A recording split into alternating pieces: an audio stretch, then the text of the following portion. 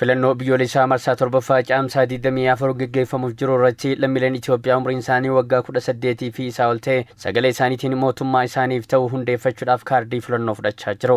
EMN+ sagaleen dhaloota magaalaa Finfinnee kutaa magaalaa Lammii Kuraa buufataalee galmee filattoota adda addaatti argamuun jiraattota kaardii filannoo fudhachaa turan dubbisee jira.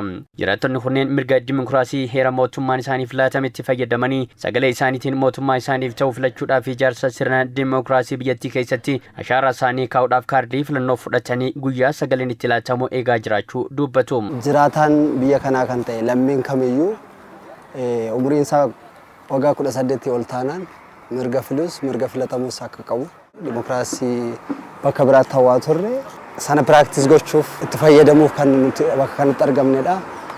Mirga kanatti immoo fayyadamnee mootummaan nuuf ta'a jennu filachuu. Akkuma beekamu biyyi tokko qaroome kan jedhamu mirga isaatti yoo fayyadamedha. Mirga isaatti fayyadamu jechuun immoo kaardii filannoo filachuudhaan mootummaa isaaf ta'u biyyaaf ta'u filachuudhaan biyya kana gara biyyoota biroo wajjin biyyoota guddatoo wajjin walqixa gochuudhaaf sirna dimokiraasii ijaaruu keessatti filannoon waan guddaa iddoo guddaa qabata. Kanarrattis jiraattonni naannoo kana hundumtuu ba'anii kaardii filannoo fudhachaa jiru. Yeroo tokko kan duubatti hafu jira. Isaanis sababoota garaagaraatiin kan duubatti hafan jiranii isaan dhufanii fudhachaa jiru jiraattonni naannoo kana. Jiraattonni kunneen filannoon baranaa haqa qabeessaa hammataa fi hirmaachisaa akka ta'uu fi hojiileen gaariin qooda fudhattootaan hojjetamu arguu isaanii ragaa bahuudhaan keessumaa adeemsi galmee filattootaa fi yeroo filannoos teeknooloojiin deeggaramuun akkasumas dirree walfalmii yaada paartilee morkattootaa hundaa fi karaa walqixa ta'een qophaa'uu fi yaada isaanii karaa iftoomina qabuun dhiyeeffachuun qaamolee heegareef isaaniif ta'u salphaatti akka adda baafataniif kan isaan gargaaru ta'uu jiraattonni kunneen dubbatanii jiru.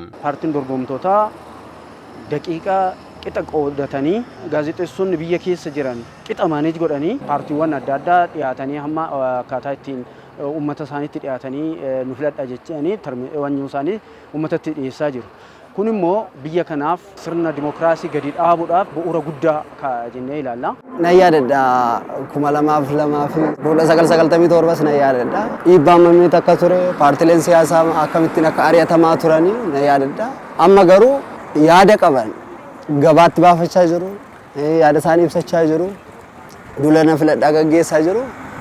Uummanni immoo kan isaaf ta'u ilaalee filachuu yaada isaanii irraa bitachuu ni danda'edha yaada. Jiraattonni magaalaa Finfinnee hanga ammaatti osoo kaardii filannoo hin fudhatiin jiranii sagaleen isaanii bu'aa guddaa akka qabu beekuudhaan guyyoota muraasaafan keessatti galmaa'uudhaan kaardicha akka fudhatan waamicha dhiheessanii jiru. Hundi keenya hundi isaanii kaardii kana odoo fudhatanii anis ergaan isaaniif qaba gara kiyyaaf ani garuu akka kiyyaatti kaardii koo fudhachuudhaan mirga koo fayyadamuudhaaf qophaa'eera. Uummanni kaanis kan akka godhan abdiin qaba. Sababa garaagaraatiin warri hafan yeroon dheerachuu isaatiin fayyadamoo ta'aniiru. Anis isaan keessaa tokko ta'e jechuudha. Sababa hojiitiinis ta'uu danda'a. Sababa garaagaraatiin dhufnee fudhachuun nutti kan ulfaatu yoo ta'e guyyaa dheeratee kana keessatti sanbata xiqqaa fi sanbata guddaa dabalatee dhufanii fudhachuu ni danda'u jechuudha kaardii filannoo isaanii. Filannoo biyyoolessaa marsaa torbaffaa caamsaa 24 bara 2018tti guutuu Itoophiyaatti gaggeeffamuuf hojiin filattoota galmeessuu fi kaardii filannoo laachuu akkuma itti fufetti jira.